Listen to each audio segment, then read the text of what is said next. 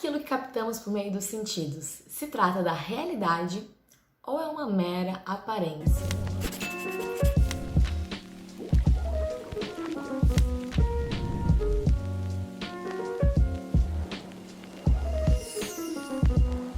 Olá, meu nome é Feline, eu sou professora e doutoranda em filosofia e este é o canal Felinista. E no vídeo de hoje a gente vai falar sobre ele, que foi o grande mestre de Aristóteles e discípulo de Sócrates, Platão. Aliás, antes de começar o vídeo, queria lembrar você que está chegando agora aqui no canal de se inscrever, de já deixar seu like se você já é inscrito e, claro, no final desse vídeo compartilhar com seus amigos, fazer com que esse canal cresça cada vez mais e mais. Então, para a gente começar a falar de Platão, é importante salientar que esse vídeo eu vou falar sobre um dos conceitos mais gerais de Platão, afinal de contas, Platão tem uma vastidão, né, de obras, tem muitos conceitos, muitas teorias para serem tratadas, inclusive eu já tenho um vídeo aqui no canal sobre Platão, na verdade sobre o primeiro mito da República de Platão, que é o mito do Anel de Giges.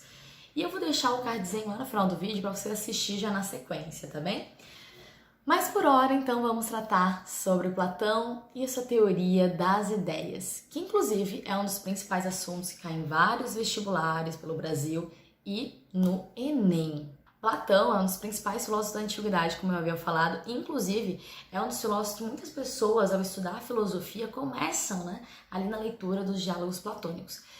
Platão vai abordar sobre tantas coisas, a gente vai ter tantos debates que a gente pode ter em cima das suas obras, que muitos, inclusive, dizem que tudo que se construiu a partir do Platão, nada mais, nada menos que uma nota de rodapé da obra República, olha só, não é mesmo?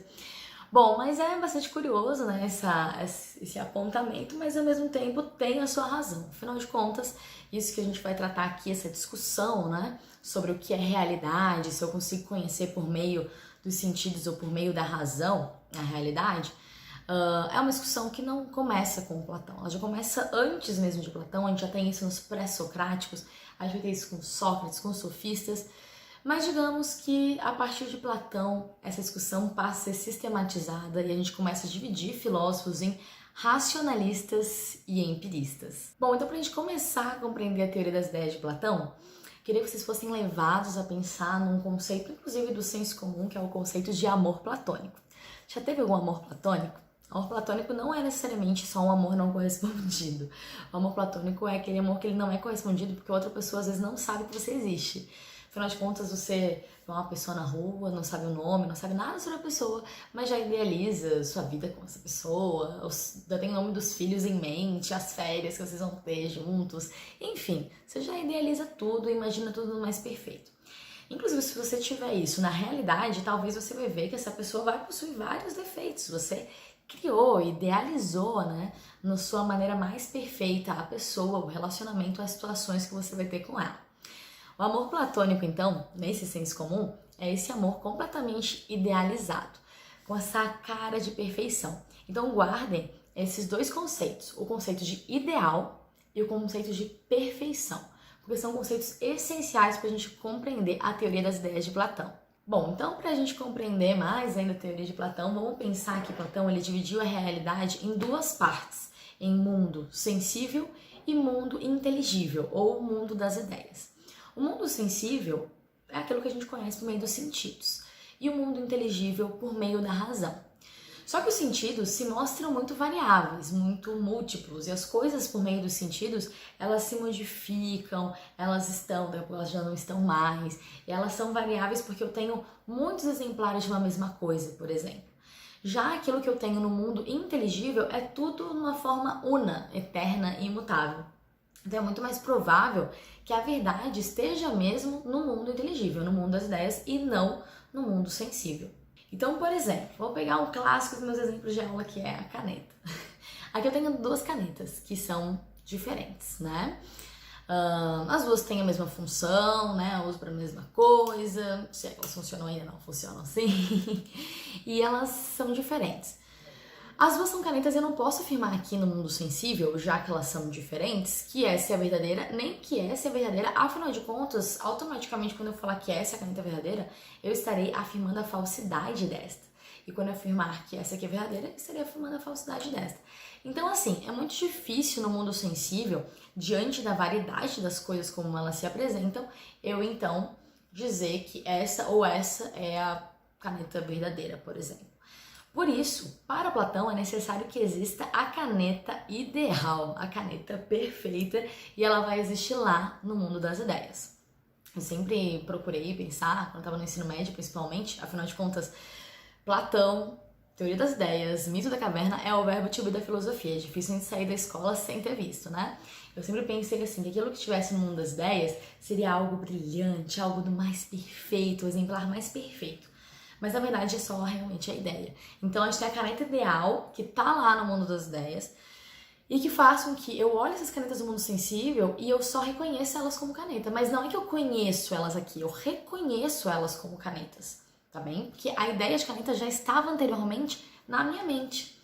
O mundo das ideias, ele é conhecido por meio da nossa razão. O mundo das ideias não é uma coisa assim à parte completamente. Pensa que, onde é que estão as suas ideias? É aqui. Então é aqui que vão estar essas suas ideias, que você vai conhecer a verdade. Diferentemente daquilo que você vai conhecer por meio dos seus sentidos, que vai ser algo enganoso, mera opinião, enfim, que você não tem que confiar aí plenamente não. Então, para todas as coisas que vemos e sentimos, há sempre uma matriz ideal. Em outras palavras, a multiplicidade aparente de um ser referencia-se necessariamente em ser universal, no inteligível, na ideia. Então, assim, para Platão, aquilo que a gente tem no mundo inteligível é o ideal, é o perfeito, é a verdade. E, portanto, eu tenho que desapegar dos sentidos para poder cada vez mais, né, trabalhar a minha razão, principalmente através do método dialético, para poder chegar ao conhecimento da verdade existente no mundo inteligível.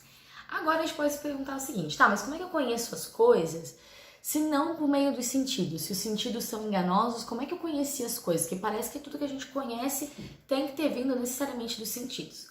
Bom, para Platão não é bem assim. Para ele, a gente já nasce com as ideias. A gente tem ideias inatas. Então a nossa alma, como ela pertence ao mundo das ideias, ela já carrega nela todas as ideias, as coisas. O nosso corpo, que é o que nos liga ao mundo sensível, ele só vai fazer o trabalho de repente, nos relembrar. Então, tudo que a gente tem aqui no mundo sensível nunca é um conhecimento novo. A gente sempre reconhece, relembra. E isso que a gente chama na teoria de Platão de teoria da reminiscência. Que conhecer nunca é conhecer algo novo, é sempre reconhecer ou relembrar. Inclusive, para Platão, o corpo não tem tanto valor quanto a alma, já que é na alma que está a verdade. Então a alma para Platão, ela é muito superior ao corpo, enquanto o corpo é um mero veículo da alma. Inclusive a alma é dividida em 3 partes, possuindo mais funções, inclusive, do que o próprio corpo. Mas isso é assunto para um próximo vídeo. Por mais que pareça abstrato, confuso, toda essa teoria das ideias, que é um clássico da filosofia de Platão, a gente tem um outro clássico da filosofia de Platão que serve para ilustrar a teoria das ideias, que é o mito da caverna.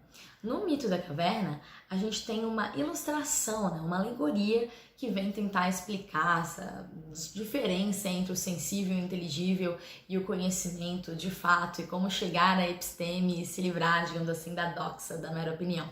Então, no mito da caverna, a gente tem prisioneiros que passaram a vida inteira dentro da caverna e tudo que eles conhecem é o que estava projetado na parede da caverna. Só que um desses prisioneiros consegue escapar da caverna e consegue conhecer as coisas como elas de fato são. Inicialmente, ele não consegue enxergar muito bem porque a luz do sol é muito forte comparado à luz da fogueira que tinha dentro da caverna. E aí, de repente, ele se depara com as coisas como elas de fato são e não com a sombra que ele via na parede da caverna. E claro, quando a gente vê uma coisa legal, a gente gosta de compartilhar com os nossos amigos.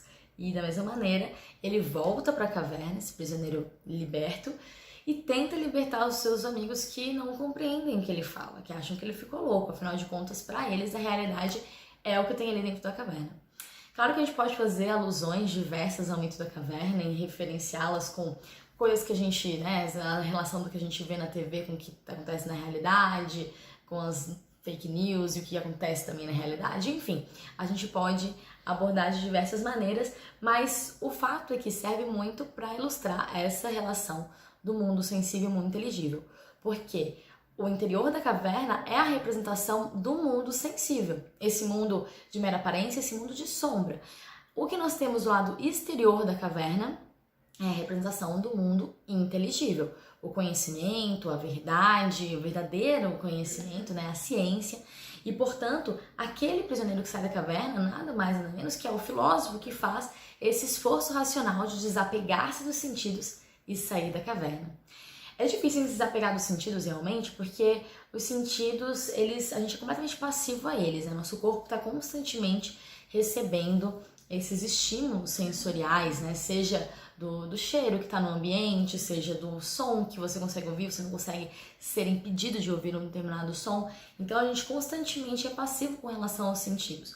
Mas para filósofos racionalistas não é nessa via que a gente conhece a verdade e, portanto, deveria desapegar dos sentidos para chegar a um conhecimento puramente racional. Então é isso, se você gostou desse vídeo, deixa seu like, seu comentário se você já estudou Platão na escola, na faculdade, em que contexto você estudou Platão.